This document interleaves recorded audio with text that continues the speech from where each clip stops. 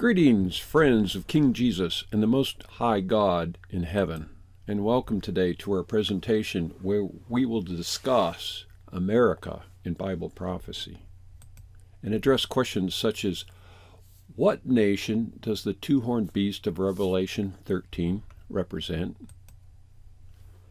And what is the image of the beast? And who is the false prophet?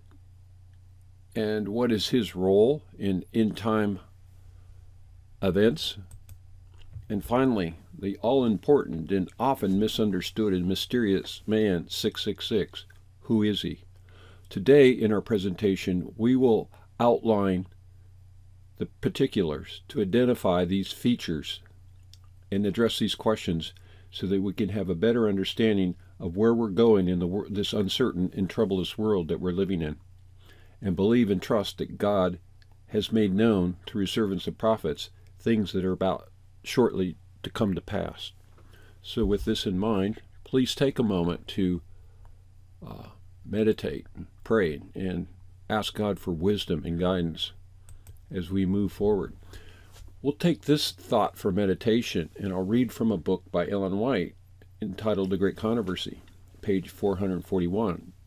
It reads, "What nation of the New World was in 1798 rising into power, giving promise of strength and greatness, and attracting the attention of the world? The application of the symbol admits of no question. One nation, and only one, meets the specifications of this prophecy. It points unmistakably to the United States of America.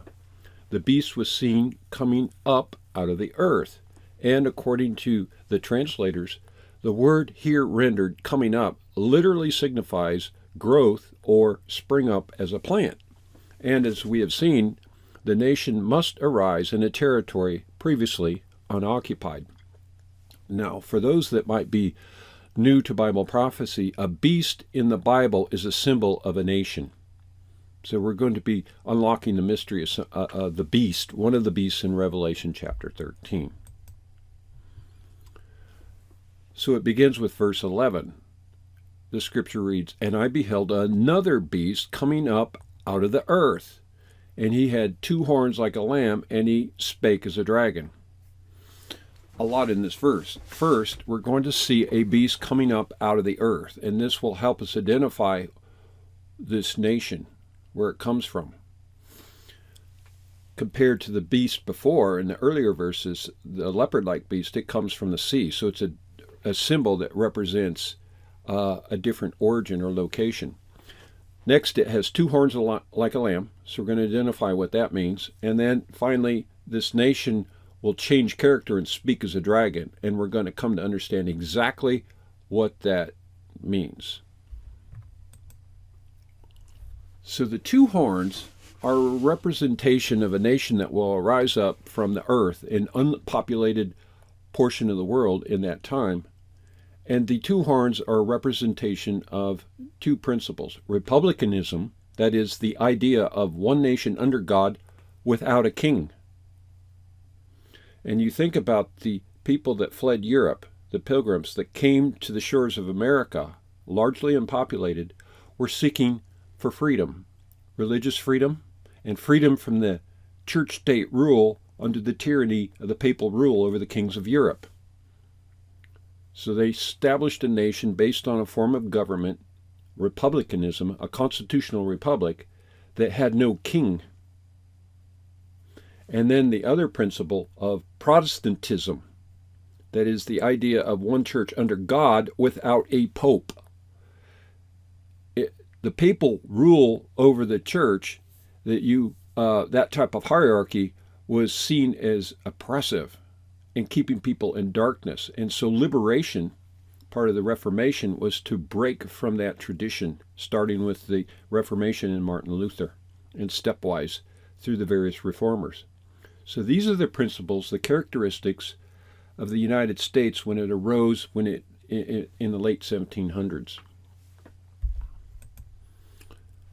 So which nation is represented by the two-horned beast? I'll read once again, Great Controversy, page 441, paragraph 1.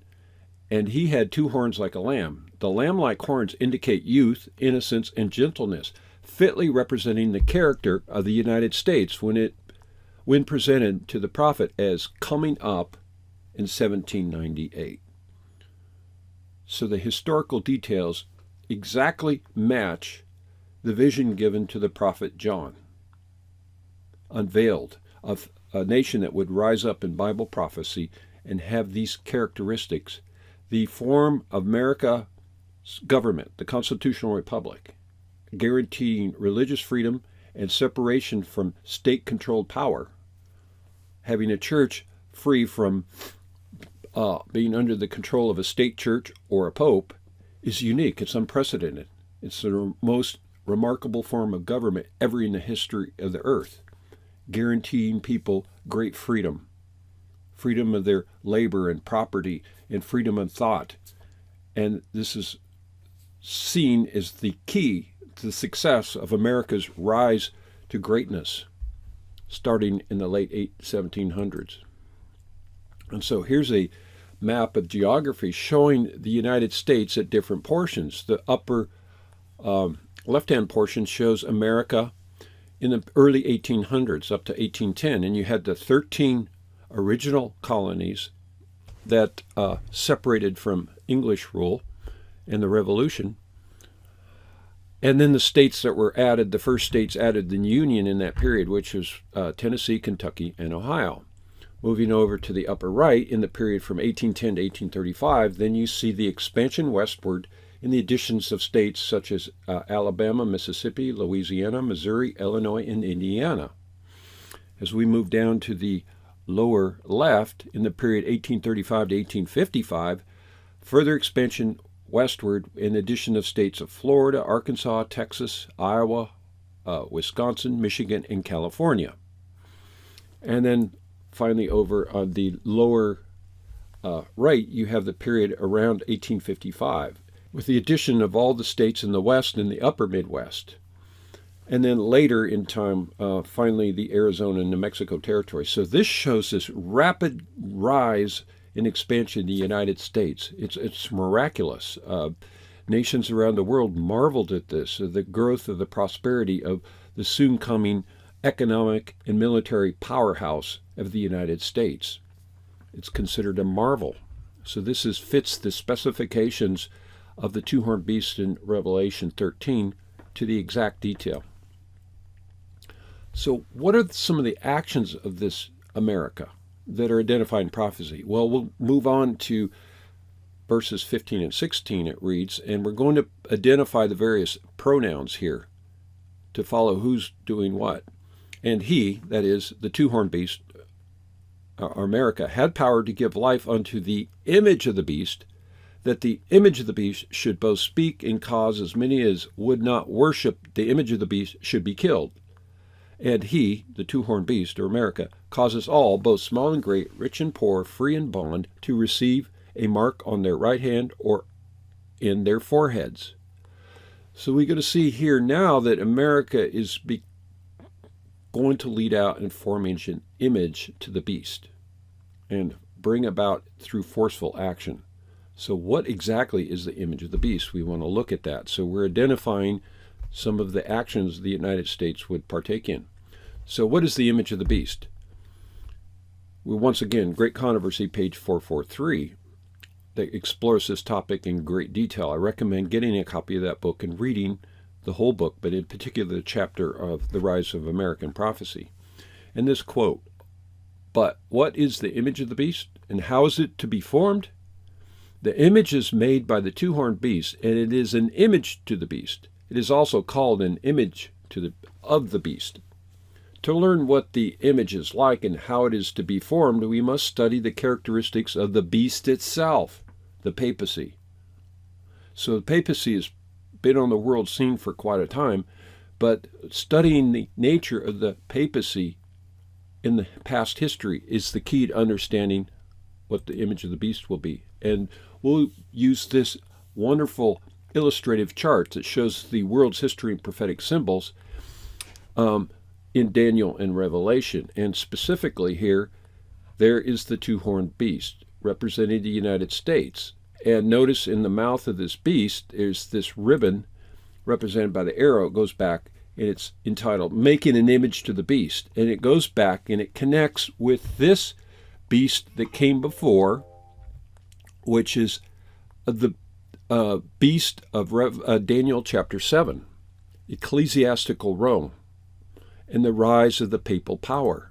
And there is this depicted as a horned head that would rise up and pluck out 3 horns and gain control over the sovereign kings of Europe during the period of the Dark Ages. So what we see here is America is going to reach back and do a reproduction of the church-state rule during the Dark Ages. And to understand that, we study the characteristics of the papacy, part of that nondescript beast there in Daniel 7. And also the next beast, the leopard-like beast, the head with the deadly wound, that's also the papal power. So the beast before shows the rise of the papacy, and then this beast shows the fall of the papacy after 1798. So this is just zooming in on that detail a little bit more, showing the horned head on that nondescript beast in Daniel chapter 7, the head that speaks great things against God, which is recognized by Bible students as the papal power that arose during the Dark Ages to control the king over the sovereign kings of Europe. And there is making an image to the beast. The United States is going to replicate the church-state rule of the Dark Ages. And we'll see how that's going to come about.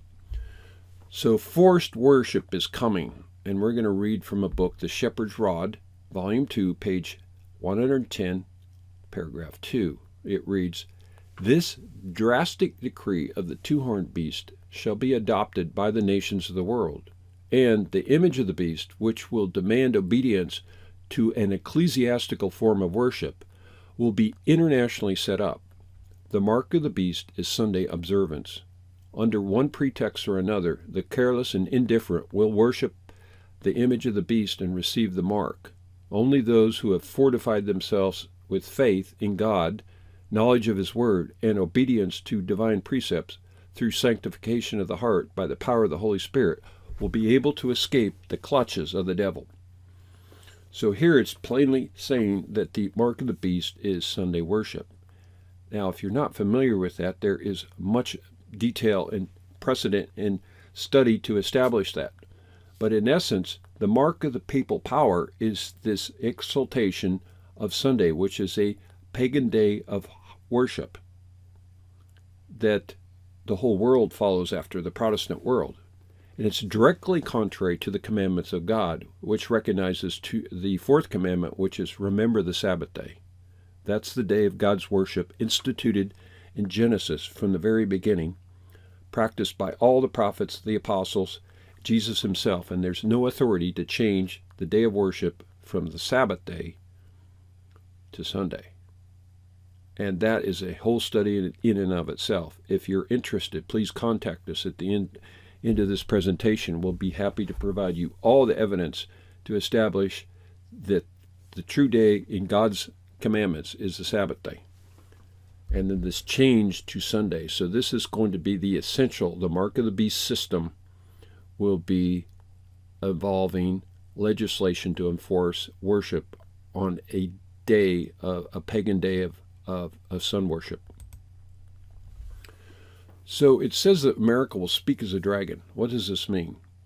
Great Controversy, page 442, paragraph 1. The speaking of the nation is the action of its legislative and judicial authorities. By such action, it will give the lie to those liberal and peaceful principles which it has put forth as the foundation of its policy.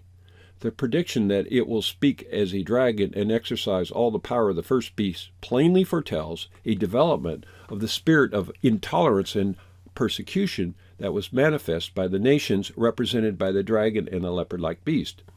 So the spirit of the intolerance and persecution of the Dark Ages is going to be replicated. Just look at the world we're living in today. We have this divide between two factions, the hard-driving leftist factions who will not tolerate any dissension or discussion, that are very forceful in their positions and will not tolerate any dissent. So this spirit of the intolerance and persecution is coming back on the scene, and almost anybody can see it. It's everywhere in our institutions. And where is this headed? This is where the Bible prophecy is right on in identifying what the world we're about to soon enter into.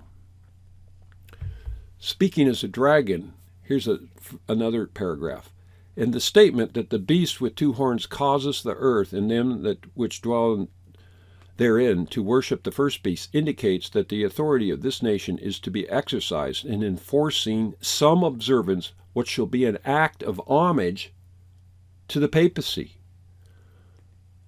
So would you believe that the United States is in panic, in fear against the hydra-headed monster they see as atheistic communism, will actually go about and enforce a legislation which is an act of observance or homage to the papacy by enforcing Sunday legislation to save the nation from these godless atheist powers?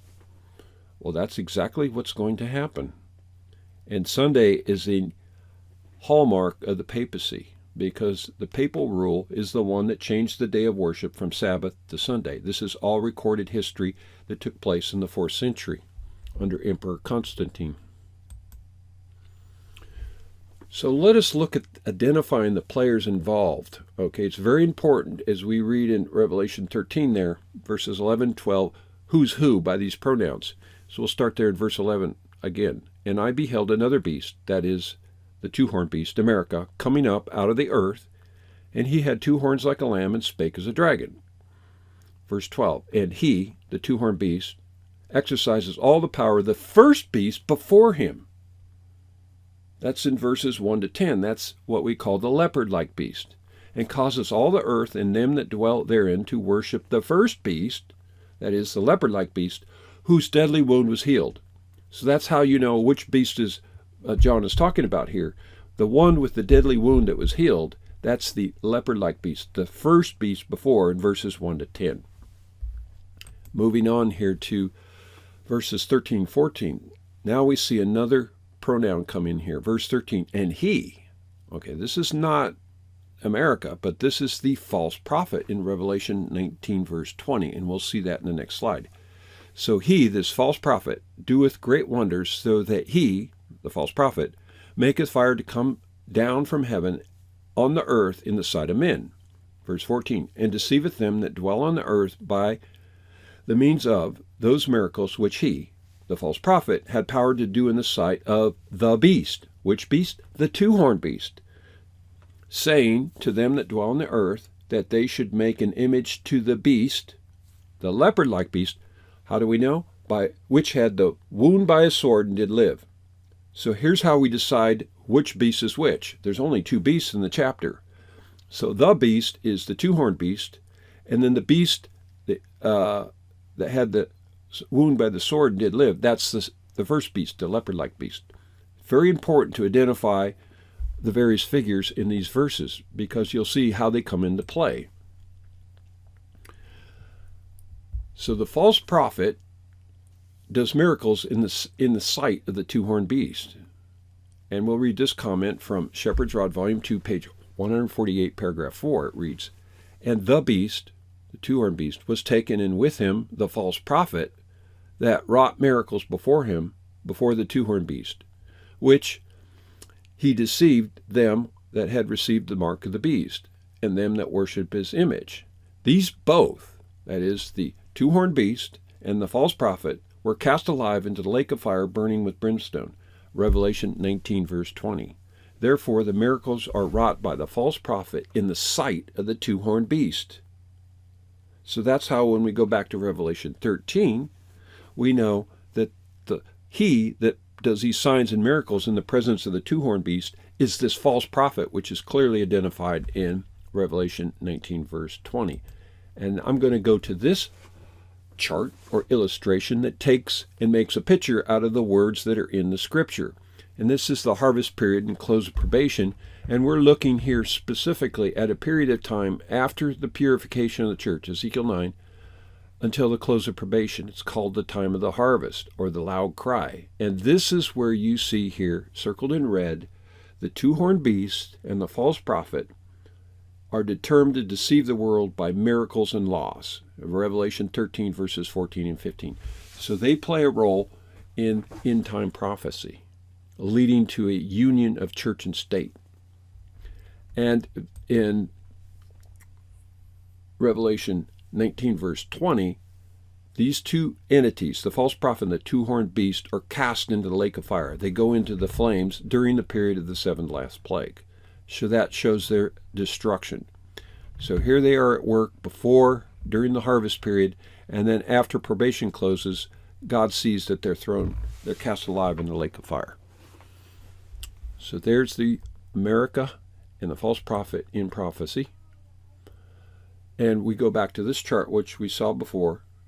There's America, the two-horned beast, making an image to the beast, which is replicating the papal rule over the kings of Europe during the Dark Ages. So it's going to be a replication of this. As we move forward, we're going to see a federation of church and state, and that is the image of the beast.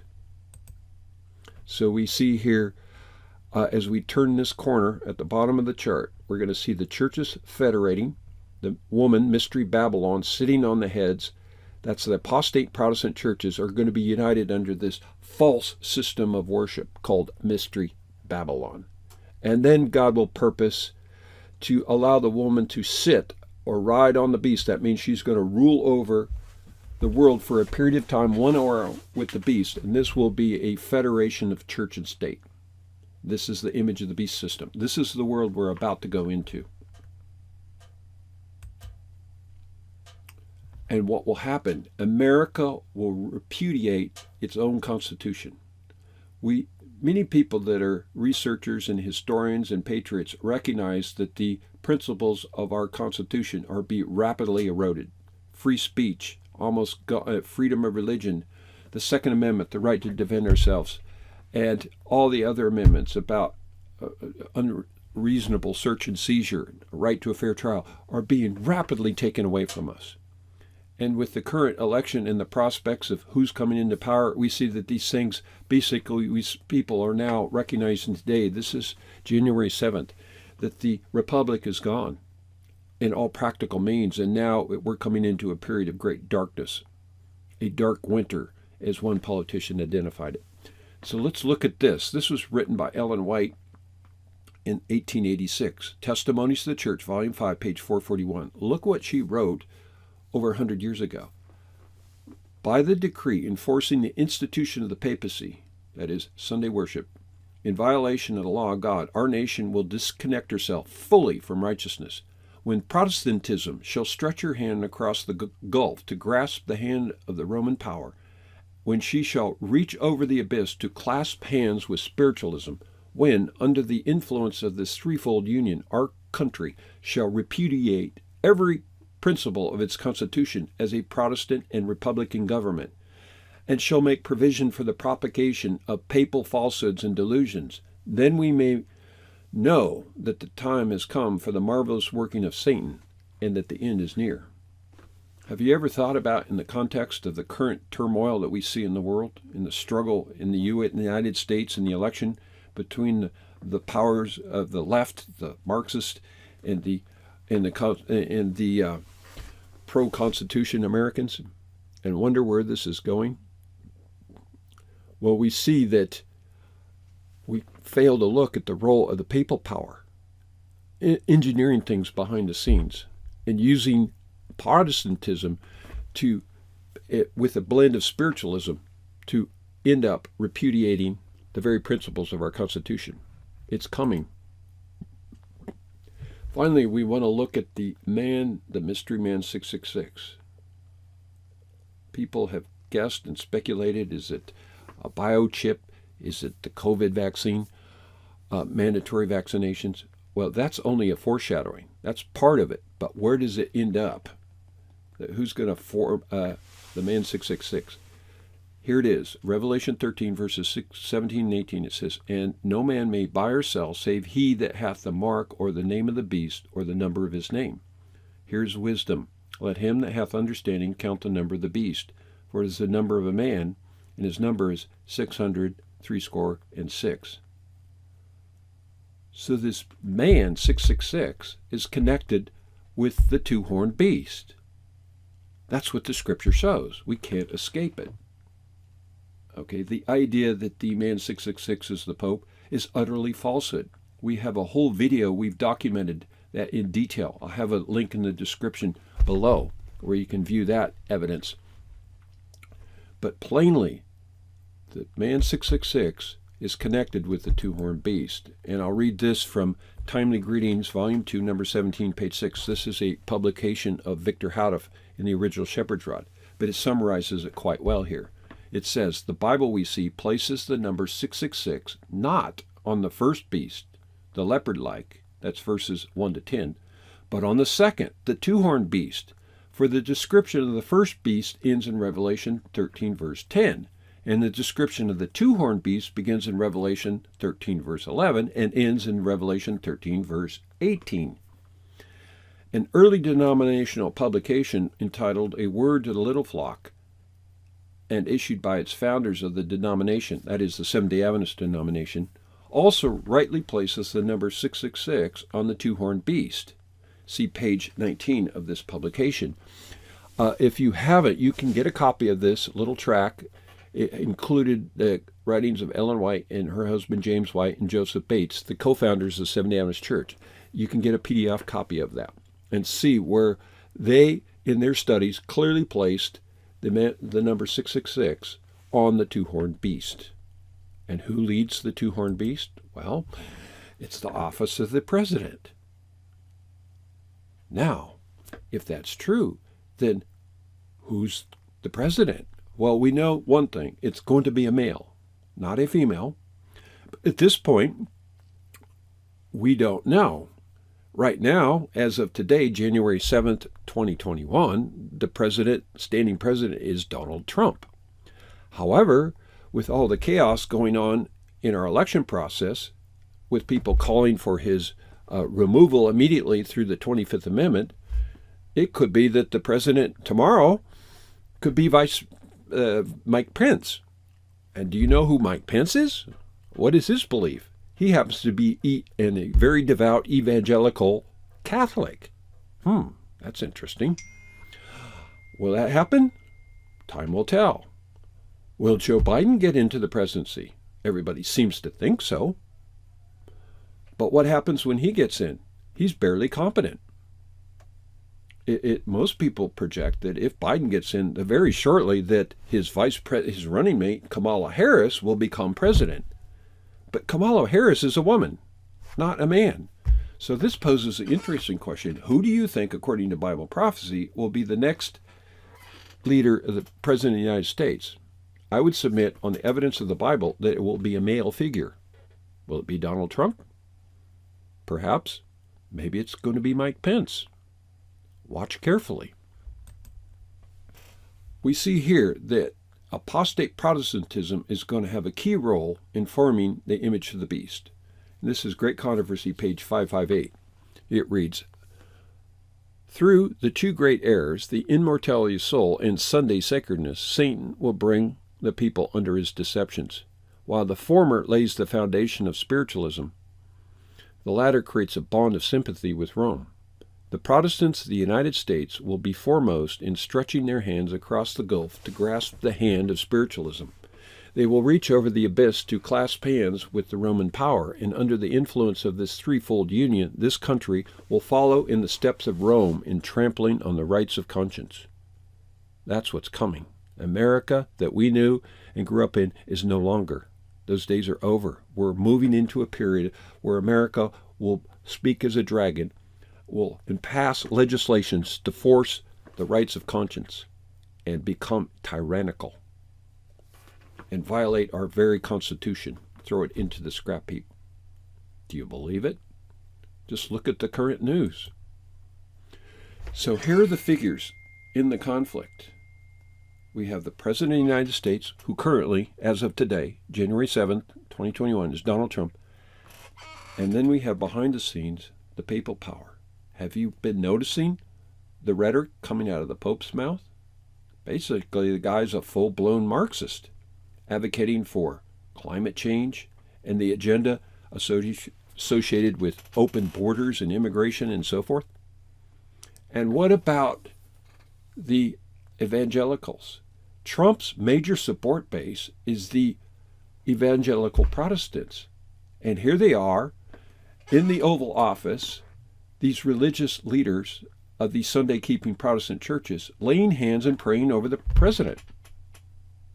Is it possible that one of these figures could be the false prophet that does signs and miracles and joins religion, representing the religious authority, joining with the civil power of the state and the man 666 to form an image of the beast? Do you know who these people are in this picture? We have this woman on one hand and these various evangelical leaders and the Vice President, Mike Pence, a devout evangelical Catholic. Have you thought about the role of these people in forming an image to the beast and who might be a candidate for the false prophet? I think there are things that we should ponder and look into the nature and the history and the beliefs and the practices of these people. What do they really think? What is their role or vision for America? Do they believe that in order to save us from communism, they're going to have to pass legislation to enforce Sunday worship, to get back to God, to save the country? Just watch and see. So once again, we see that the false prophet and the two-horned beast in America are going to be key to leading out and forcing worship or the image of the beast system by signs of miracles and by passing laws, legislative action. And that will allow the union of church and state, where the mystery Babylon, the apostate religions of the world, will sit on the beast and drive the world. This is the system of the union of church and state that's coming in Revelation chapter 17. Now we have other studies on the role of communism in Bible prophecy. I'll have a link in the description box below. But this is just an overview about things to realize about who the next president of the United States is and what he will do. We have to follow the Bible and trust in God, because that's the only answer, to trust in Jesus. So what's a summary? We've identified that America is the two-horned beast in Bible prophecy, and that America, although rising with lamb-like characteristics, will speak as a dragon by casting away its constitution and exercising a spirit of intolerance and persecution similar to the dark ages of the past. The image of the beast is a replication of the church-state rule that existed in the period of the dark ages. This is the world that we're going into, the, quote, new normal, the, quote, great reset. That's the modern parlay. But this is a church-state rule. This is where America's going to recoil and pass legislation to save itself from totalitarian forces of communism. And then the false prophet is a charismatic religious figurehead, masculine, not a woman, who will participate in practice spiritualism to deceive the people. And finally, the man 666 is the political leader of the United States of America when the mark of the beast system comes into effect. Some heavy stuff. Think upon these things and trust the God of the Bible, because that's our only assurance of deliverance in this overwhelming deception in time of trouble, since there never was a nation. That Michael, the Prince, the King Jesus, will stand up and deliver his people. So let us have faith in God and not in the arm of flesh. For more information, if you would like have any further questions, comments, or would like to request an outline of this study as a PDF, or obtain a print copy of any of the tract literature from the Shepherd's Rod that gives complete details on this most important subjects, or to arrange for a formal Bible study at your convenience, we have contact details around the world. Feel free to contact us anytime. In the United States, here's our email, our telephone. You can call or text, and one of our websites, yparish.org. In the Republic of South Africa, we have this contact information, email, telephone, and that website. And in Zimbabwe, we have this contact information. They all publish this literature that you can get your hands on. We're available to handle your questions. You can pause the presentation, get this information, contact those people if you're in those areas, and we will go forward. So, we appreciate your time. May God richly bless your search for truth as for hidden treasure, and to cease ye from man, whose breath is in his nostrils. Trust in Jesus. Godspeed.